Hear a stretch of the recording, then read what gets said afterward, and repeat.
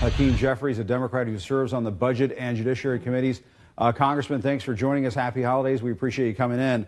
Same to you. Thank you. Let me ask you about what the president has been saying today. He is now saying that Democratic opposition isn't about the wall, but about not letting Donald Trump and the Republicans have a win. What is your response to that accusation? Well, clearly Donald Trump is in the middle of another presidential temper tantrum. Let's just look at the facts here. Repeatedly, Donald Trump has said to the American people that he's going to build a wall and Mexico is going to pay for it. So if Mexico is going to pay for it, go negotiate with Mexico. Instead, what he's done is shut down the government and tried to stick the American taxpayer with a $5 billion ransom note to build a medieval border wall. It's like a 5th century solution to a 21st century problem, not going anywhere. And Congressman, I want you to listen to what the House Freedom Caucus Chairman Mark Meadows told Ardana Bash earlier today. He thinks Democrats, or he's saying that Democrats were never serious about this negotiation. Let's listen to that. If the Democrats are not willing to put up even 2.5 or 2.6 billion, they were never serious about it. They were wanting the amnesty portion, but not the border security portion. And when you look at that, that's one of the tragedies of today. Your response to the congressman on that? Well, listen, we have a broken immigration system. It clearly deserves to be fixed. We need to do it through comprehensive immigration reform. And Democrats, of course, are willing to take steps in that regard. I think what Leader Pelosi, soon-to-be Speaker, has clearly said, along with House Democrats, is that we're willing to take a look at enhancing border security through technology, through satellites, through drones, through enhanced fencing, through a variety of things that the experts have said will actually enhance border security. Donald Trump has put forth what is a political ploy in terms of his wall. He fed that misinformation to his base, and now he's trying to save face, and that's why we're in the midst of a government shutdown, and it's unfortunate, Jim. And so at this point, you're saying no wall. The president is not going to get any funding for a wall. You're just saying a moment ago, you can call it border security, you can talk about technology, additional resources at the border, but the president is not going to be receiving funding for his border wall. Is that what you're saying, Congressman, when we go into the new year and the Democrats take control of the House? Well, what I'm saying is that we should have a substantive discussion about what is effective in terms of enhancing security on the border. And the experts have made clear that a border wall is not the solution. This is over 2,000 mile terrain that's very different in nature. There are some areas where perhaps enhanced fencing makes sense. Other areas where technology in terms of satellites makes sense. There are other areas where you can look at supplementing the personnel. Perhaps that makes sense. But a border wall, again, is just simply something that was a campaign promise. And as a result of the fact that he's failed to deliver on that, you've got some right-wing pundits like Rush Limbaugh and Sean Hannity and others who basically have punked the President of the United States into a shutdown. Congress was prepared to fund the Department of Homeland Security and do it in a bipartisan way.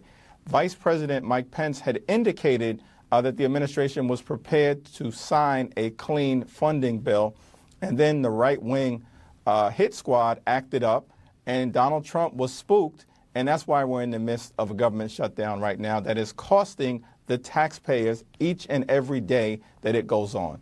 Aren't you concerned, though, Congressman, that you may start sharing some of the blame once you come into power come January when Nancy Pelosi has handed that gavel?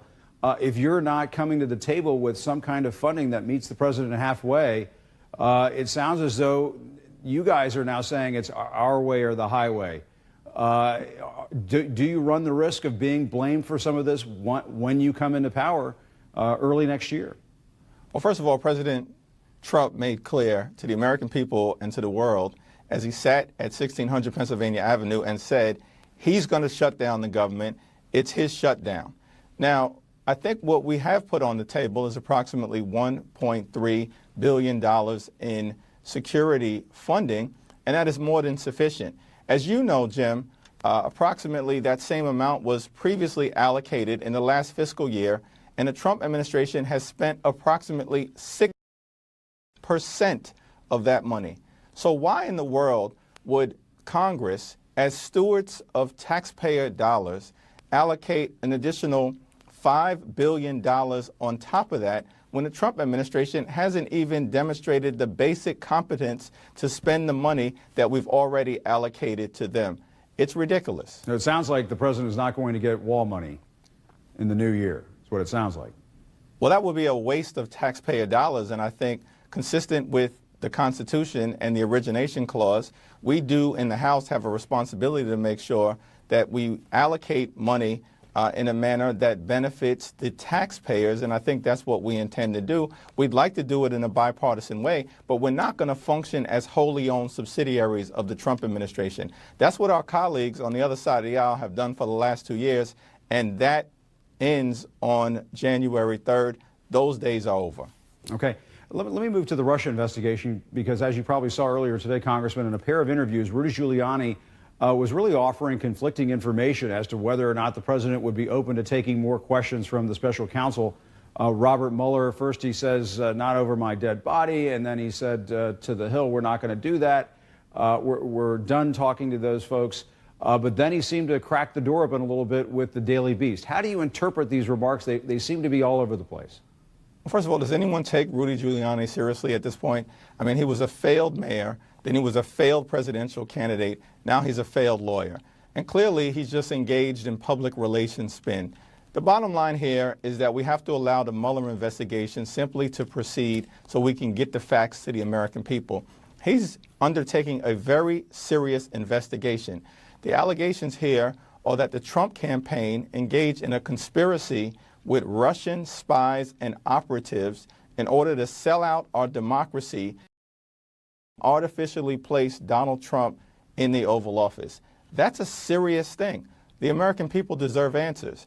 And we shouldn't do anything prematurely in the House, or Donald Trump's lawyers shouldn't do anything prematurely to short-circuit that investigation. Let Bob Mueller allow the facts and the evidence to come to light, and then we can figure out what happened here and what the consequences should be thereafter. And the president was complaining that Democratic oversight of his administration is going to amount to what he called presidential harassment. What did you make of that when you heard that one?